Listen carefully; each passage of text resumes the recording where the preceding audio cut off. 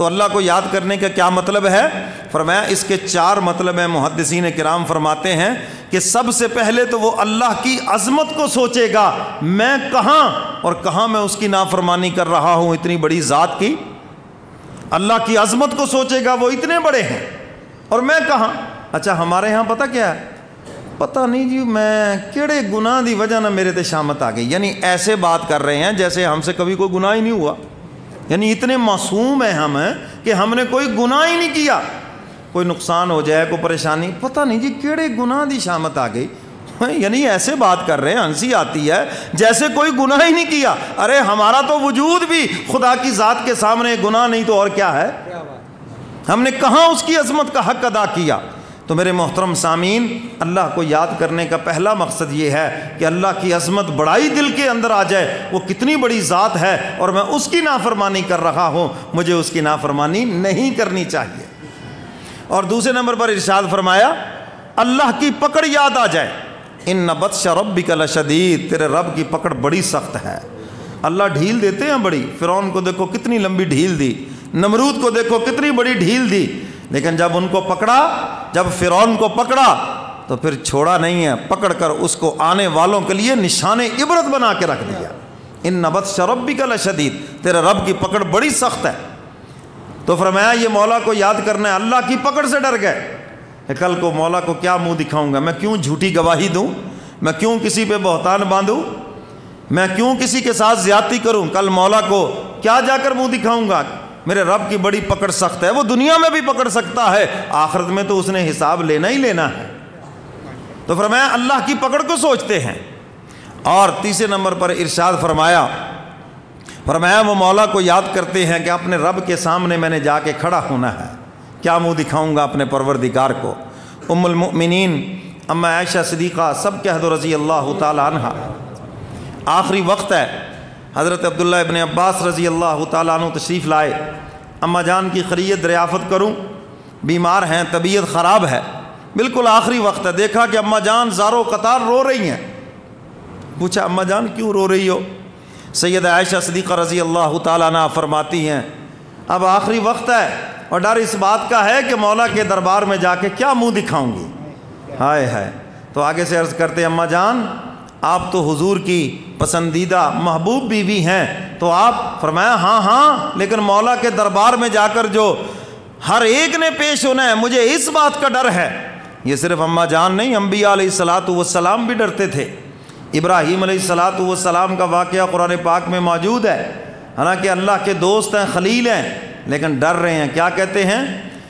فرمایا وَلَا تُخْزِنِي يَوْمَ يُبْعَثُونَ، سبحان اللہ، کہہ دو ماشاءاللہ، ماشاءاللہ، یوم لا ينفع مال ولا بنون الا من اتى اللہ بقلب سلیم۔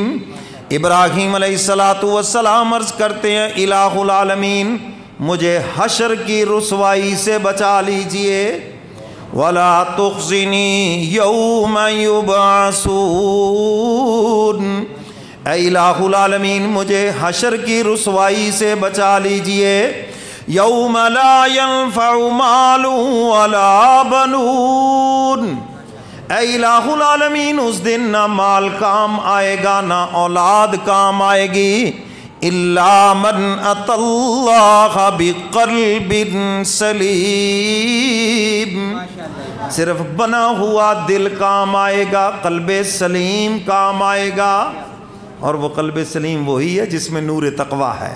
سمجھ گئے ہو بات کہ نہیں؟ جس کے دل میں خوف خدا ہے، جس کے دل میں عشق الہی ہے، وہی قلب سلیم ہے، اور فرمایا وہی کام آئے گا قیامت کے دن۔ تو میرے محترم سامعین، اللہ کے سامنے کھڑا ہونے سے ڈر گیا ہے، یہ ہے مولا کو یاد کرنا۔ کوئی ایسا موقع ظلم کا آیا اور وہ کہے نہ بھی نہ آپ کو کیا منہ دکھاؤں گا، پیچھے ہٹ گیا، فرمایا یہ ان لوگوں کی نشانی ہے، اللہ فرماتے یہ ان جنتی لوگوں کی نشانی ہے جن کے دلوں میں نور تقویٰ پیدا ہو چکا ہے، وہ ڈرتے ہیں مجھ سے۔ اور چوتھے نمبر پر ارشاد فرمایا کہ وہ اپنے رب کو یاد کر لیتے ہیں، اعوذ باللہ من الشیطان الرجیم، اللہ کی پناہ میں چلے جاتے ہیں، اپنے مولا کو یاد کر لیتے ہیں۔ اور فرمایا کہ یہ جو شیطان ہے نا، شیطان یہ اللہ میاں کا کتا ہے، کتا، اس کی حیثیت اس سے زیادہ اور کچھ بھی نہیں ہے۔ آپ کسی کو ملنے کے لیے جائیں، اس کی کوٹھی پر آپ بیل دیں تو اس کا کتا بھونکنے لگے، تو آپ اس کو آواز دیتے ہیں بھئی یار اس کتے کو تو سنبھالو، اس کو قابو میں کرو، تمہیں ملنا چاہتا ہوں۔ تو فرمایا اس کی بھی حیثیت یہی ہے، جب آپ مولا کو یاد کر لیں گے تو حق تعالیٰ پھر سے شیطان کو بھی لگام چڑھا دیں گے، پھر یہ آپ کو کسی گناہ کے اندر مبتلا نہیں کرے گا، پیچھے ہٹے گا، آپ سے بھی ڈرے گا کہ یار اس کا تعلق تو اللہ تعالیٰ سے ہے، میں اس کو گناہ کی طرف لے کے جاتا ہوں، اور یہ مولا کو یاد کرتا ہے۔ یوسف علیہ السلام کو زلیخا نے جب گناہ کی دعوت دی، مولا کو یاد کر کے کیا کہنے لگے؟ قال معاذ اللہ، کیا کہا انہوں نے؟ اللہ کی پناہ چاہتا ہوں۔ بس یہ کہنے کی دیر تھی، اللہ نے اس کے اوپر خوف طاری کر دیا۔ تو میرے محترم سامعین، اللہ تعالیٰ ایمان والوں کا حال اور ان کی یہ شان بیان کر رہے ہیں۔ فرمایا شیطان جب ان کو پھسلاتا ہے یا کسی گناہ میں مبتلا کرنا چاہتا ہے، جو میرے بندے ہیں نا جن کے لیے میں نے جنت کو واجب کر دیا، فرمایا ان کی یہ علامت ہے، ان کی یہ نشانی ہے، وہ گناہ میں مبتلا نہیں ہوتے بلکہ اپنے مولا کو یاد کر کے اس گناہ سے پیچھے ہٹ جاتے ہیں، اس گناہ سے دور ہو جاتے ہیں۔ تو اس لیے میرے محترم سامعین، اس آیت مبارکہ اور اس کا مفہوم آپ حضرات کے سامنے رکھا کہ اپنا مزاج بنائیں، جب بھی کہیں کوئی گناہ کا موقع ہو تو اللہ کا ڈر دل میں لائے، کیونکہ جو خوف خدا ہے یہی تمہیں گناہوں سے روکے گا، ورنہ نہ آپ کو پولیس جرائم سے روک سکتی ہے، نہ فوج گناہ سے روک سکتی ہے، جرائم سے روک سکتی ہے۔ جرائم سے، گناہ سے، بری باتوں سے اگر کوئی چیز روک سکتی ہے تو وہ اللہ کا ڈر ہے، اللہ کا خوف ہے، اور جس انسان کے دل میں پیدا ہو گیا پھر وہ گناہ کرنا بھی چاہے تو نہیں کر سکے گا، کیونکہ خوف خدا اس کو روکے گا اللہ کی نافرمانی سے۔